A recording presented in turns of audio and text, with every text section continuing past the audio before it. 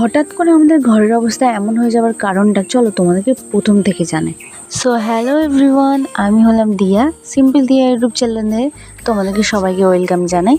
আজ আমি প্রায় সকাল 8:30টার পরে ঘুম থেকে উঠেছি, কারণ কালকে রাতে আমি একটা মুভি দেখছিলাম, সেটা শেষ হতে প্রায় 12টা 20 বেজে যায়, তাই একটু লেট হয়ে গেল ঘুম থেকে উঠতে। তারপরে ব্রাশ করে মুখ ধুয়ে এক প্যাকেট ওরিও বিস্কুট খেয়ে একটু জল খেয়ে বিছানাটা ঝটপট গুছিয়ে ফেললাম।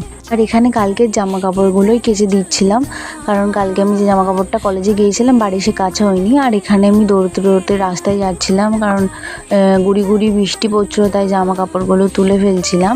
তুলে আসার পরে তারপরে আমি জামা কাপড় কেচে ওখানে মেলেছি, সাথে জুতোটাও ধুয়েছিলাম, কালকে পরে গেছিলাম, ওটা ধোয়াইনি বলে আজকে ধুয়ে ফেলেছিলাম জুতোটা।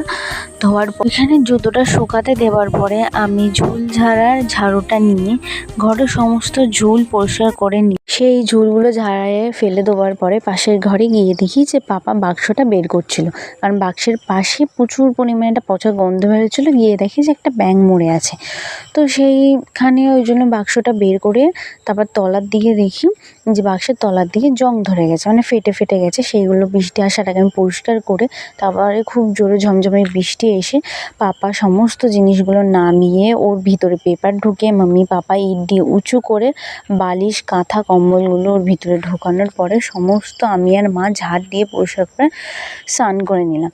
নিয়ে সানস্ক্রিন মেখে এখানে মাথা আঁচড়িয়ে চুলে ক্লিপ দিয়ে খেতে বসে পড়লাম। মাম্মি ওল আর আলু ভাতে মাখছিল, আর সাথে ছিল চিংড়ি মাছের ঝাল, সেটা আমি খাচ্ছিলাম।